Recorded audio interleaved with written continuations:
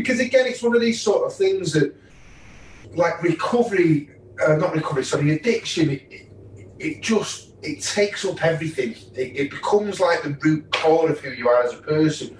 So when you remove that, and once you sort of take that out of the way, there's this massive void that's left behind. So it's how do you fill that?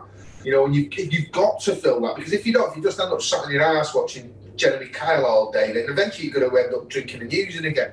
So you've got to find something that you can get passionate about again. So again, it's this, because again, I mean, if you look at it, I mean, how many active addicts do you know that have hobbies? You know, we don't, you know, it's one of the first things to go.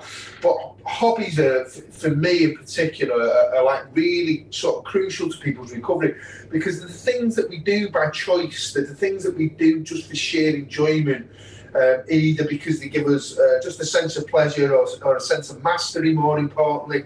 So if you know, I mean, again, if we sort of say to a lot of the guys, you know, when they come into us like art and stuff like that, you know, just draw, write, anything like that. For the ones who've got an interest in that, get into that straight away, get yourself back into that, because you'll find that, I mean, we all know, don't we, that kind of like your creative juices dry up when you become like an addict, and that we've seen this historically throughout years, you know, musicians, everything like that. But you stop drinking, you stop using, and you start to feel shit again as you get your emotions back and all this sort of stuff comes in. So find something you can get passionate about again, something that just that fills that gap, and that sort of just something that inspires you, and that sort of that takes you on. So yeah, I mean, we do a lot of that stuff, creative writing. I mean, that's where the gardening came from, a lot of it, a lot of the growing stuff as well, because again, it's